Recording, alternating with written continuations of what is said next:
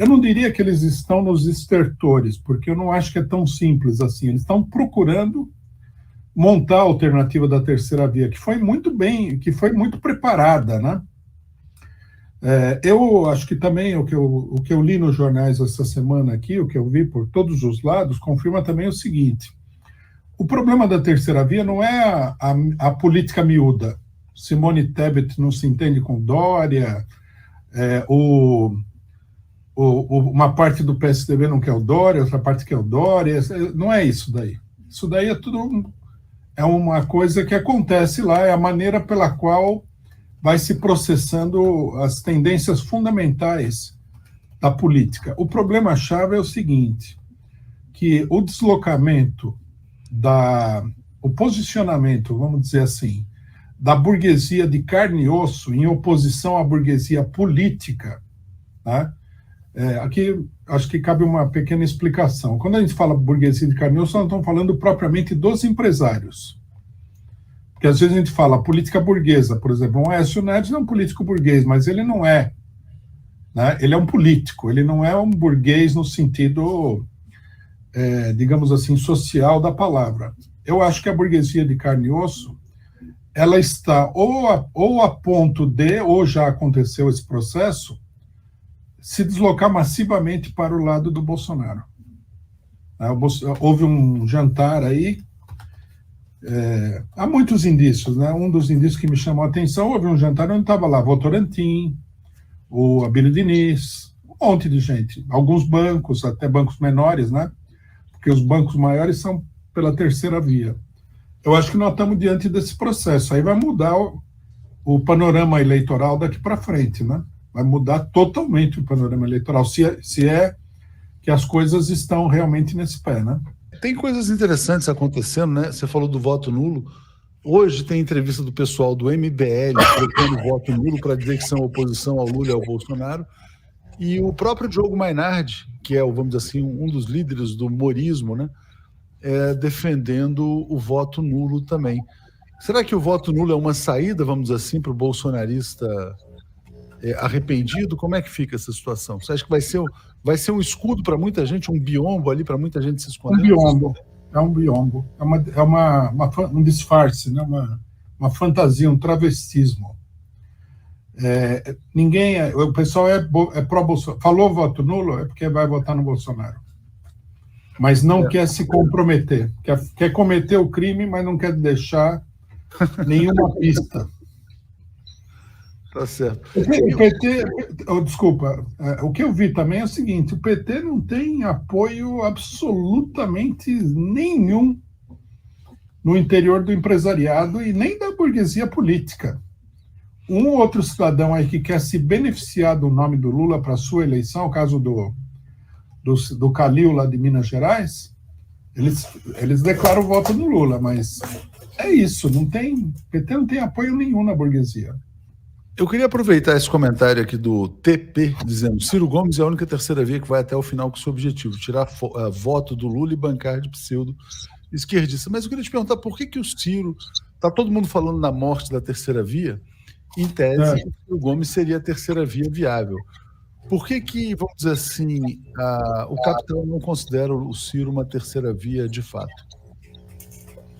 Eu acho que ele não conta, né, com a confiança da burguesia para ser presidente na atual situação. Eles devem achar que ele é uma pessoa muito pouco definida, né? Uma pessoa cheia de ambiguidades e tal, e que não tem força, então vai ter que se apoiar em vários setores que não são os que eles querem que apoie. Eu acho que a burguesia quer eliminar todo tipo de participação popular no regime político. O regime político tem que ser, segundo esses empresários, uma máquina voltada contra a população e destinada a multiplicar os lucros dos setores da burguesia. Então, o Ciro Gomes, nesse caso, ele é um pobre candidato, né? Ele não é definido o suficiente. O PSDB seria um bom candidato, mas, aparentemente, a burguesia não considera as coisas desse ponto de vista, né? Porque, no caso do PSDB, a balança penderia muito do ponto de vista da política neoliberal, que eu acho que é rejeitada por um setor amplo da burguesia. né, vários aspectos da política neoliberal. Já o Bolsonaro não é assim, o Bolsonaro já é outro tipo de... Ele é um híbrido, né, entre o neoliberalismo e uma política, digamos assim, da ala direita da burguesia nacional. Entendi. Então é carta fora do baralho, né? Pegando aqui carona na Nádia, vamos pedir os likes. Tá tudo então sobrando para essa eleição de fato totalmente polarizada, Lula-Bolsonaro. Mas quando você vê, por exemplo, um apoio do Aloysio Nunes, né, que você já falou sobre, você não acha que isso representa nem um pedaço da burguesia política ou do próprio capital, enfim? É só um ato isolado e talvez oportunista, na sua visão? Não, totalmente oportunista. Político do PSDB é tudo gente sem mínimo de caráter, né? Veja-se o decano do PSDB, que é o Fernando Henrique Cardoso. Se alguém tivesse que ter um pouco de seriedade, seria ele, que já foi de esquerda, que é sociólogo com reputação internacional, essa coisa toda. Ele é um cafajeste político, uma pessoa totalmente sem princípios, né? Chegou até aquele extremo de esqueçam tudo que eu escrevi, que é uma espécie de frase extremada do oportunismo político, né? Rui, você foi muito classificado como pessimista nas lives recentes aqui. Algumas pessoas, não, o Rui está sendo realista, mas esse comentário do Desidério, né? Rui é realista, mas acho que o Lula ganha no primeiro turno. Não está se formando aí uma onda pela vitória do ex-presidente Lula em primeiro turno?